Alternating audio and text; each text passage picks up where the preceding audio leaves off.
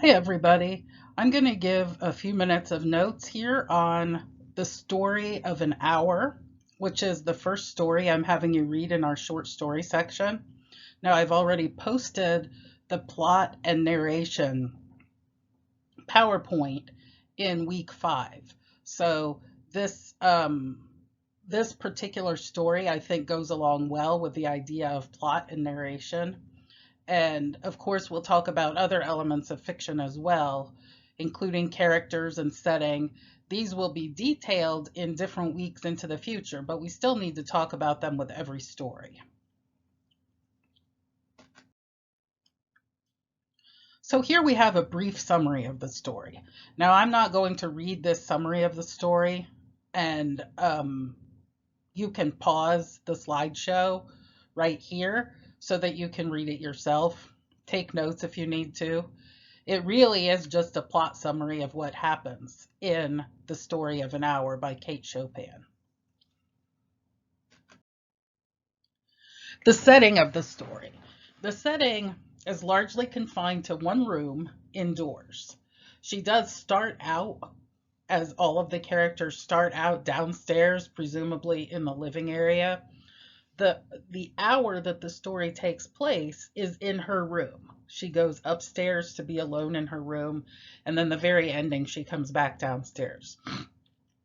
Now, the town that this takes place in could be anywhere, although we know Chopin is an American author who lived in both St. Louis, Missouri and New Orleans. So we can think of this as a middle class home.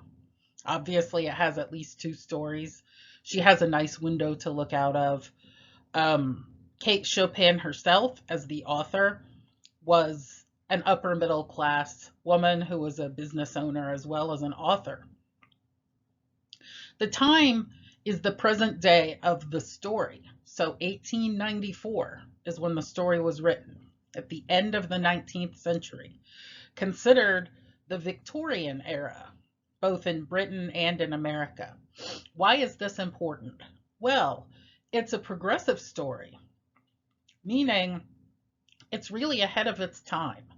The setting of 1894 and having a woman question the very notion of marriage and understand freedom through lack of marriage and through loss of her husband would be revolutionary at the time.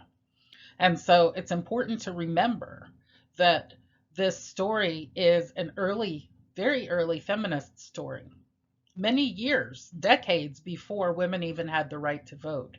This is a story about women claiming their freedom.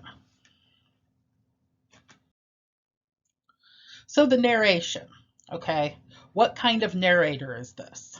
And there are 3 different kinds of narrator, of course. There's first person narrator, there's second person, and there's third person. And those are all detailed in my this other slideshow that has notes on these issues.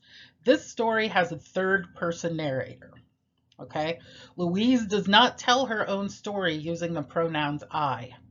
So if you go back and look at the story, you will see that the narrator who is telling the story is saying Louise Mallard, Louise did this, she did that. So that's the mark of a third person narrator. The narrator is not Kate Chopin either. And we know that the author and the narrator are not the same. So the author has constructed a narrator. And this narrator is able to look into the thoughts of Louise Mallard alone. It's an excellent example of this kind of narrator who has one character that they hone in on and are able to read that character's thoughts, essentially. We don't know what Josephine is thinking. We don't know what Richards is thinking. When Brentley comes home, we don't know what he's thinking. What kind of narrator tells the story then? The narrator who tells this story is a third person, limited omniscient narrator. That is how we would term the narrator of this story. Who are the minor characters? We have 3 minor characters in the story. Louise's sister, who is very mindful of her. Her name is Josephine in the story, but that's all we know. Richards, too, is a friend of the family. He is nearby at both the beginning and the end. And Brentley Mallard, of course, is a minor character. He comes in for 1 second at the end, although his supposed death is marks the main plot point of the story. Why are both Louise and Richards present? What is their purpose? Well, in order to have a decent plot, we certainly have to have a conflict. And the conflict would require people around her to tell her what they heard. Richards had heard this. She has a heart condition, we know that. And so Josephine would probably be there visiting or to help her or to see how she was doing physically. So a conflict for the plot, why something happens, not just what happens, rarely involves just one character. There need to be more than one. It's a very rare story where it's just one character. Others have to come into play to both amplify the internal conflict and also express the external conflicts.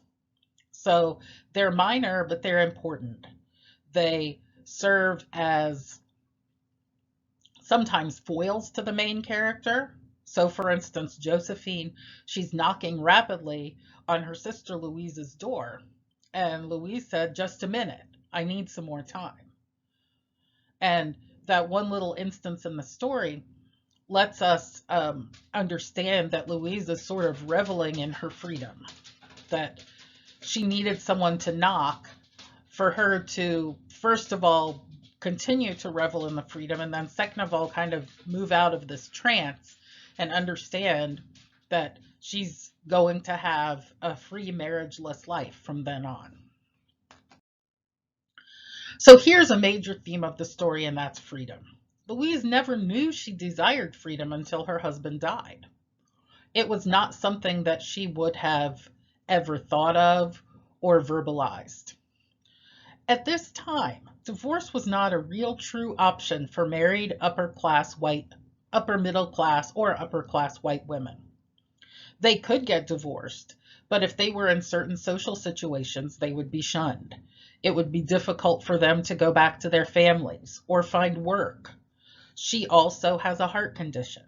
So there are many things the society at the time, the way that the society is patriarchally structured, the way that men are the ones who can earn the money for the most part in their family, all of these things are conspiring against her in terms of her marriage. And so divorce and freedom are nothing she would have thought of until her husband actually died. For Louise, marriage itself is on the line here. She makes a statement that she doesn't believe people, a man and a woman, should be beholden to one another. And that itself is her talking about how marriage is not an allowance of freedom, that an individual must assert their own freedom. One question that sometimes comes up in this story, and some people actually think that Brentley abused Louise, and that's why she's so happy that he died. There's really no evidence of that. If you can find a piece of evidence and prove and argue that she was abused, that's one thing. But I've never been able to find any evidence that she was physically abused or even mentally abused or emotionally. He was just a regular man who earned the money in the family. He had a wife who stayed home. And she says she loved him sometimes. She cried, very briefly, of course, when he first died. So, of course, when you're married to someone, you love them. Maybe she loved him more at the beginning, but she doesn't love him in the way that a true marriage built on that kind of soulful love showcases. Symbols in the story. These are the four symbols, although there may be others that I found interesting. The door to her room. A door closed or open often symbolizes freedom or entrapment. So if you're closed and locked inside a door, and the same thing with a window, you are enclosed, you're entrapped, you're jailed. If the door opens, though, or if the window opens, it signifies a sense of freedom. You can look out, you can go out, and she goes in the door um, of her room. She's trapped in that room for that hour. While she's trapped in the room, she looks out the open window. So we have almost simultaneously a symbol of entrapment and openness. And the openness of the window showcases the season of spring. And often, spring signifies rebirth. And so the idea of rebirth is paramount and important in this story. She can hear the birds sing, she can see the sun shining and clouds, and she can hear singing. So there are all kinds of beautiful rebirth type things. That rebirth is her own rebirth in essence. Her rebirth after her husband has died and after she has felt this feeling of freedom. The staircase, too, when she opens the door to her room, she descends the staircase like a goddess of victory. She feels victorious. Her life is now hers. She's not married. She's not pinned down. She has asserted herself. And that self-assertion is the most important aspect of her being. So a door is not just a door. Spring is not just spring, etc. for the symbols. And then finally, I gave a few more details here because irony is extremely important in this story. It is an ironic ending, and there are several types of irony. And then number 4 showcases how one of them may not be ironic at all. The first one I want to mention is number 2, actually. It is ironic that Brentley does not die because we have expected that. Remember, irony occurs when the opposite happens from what the expectation is.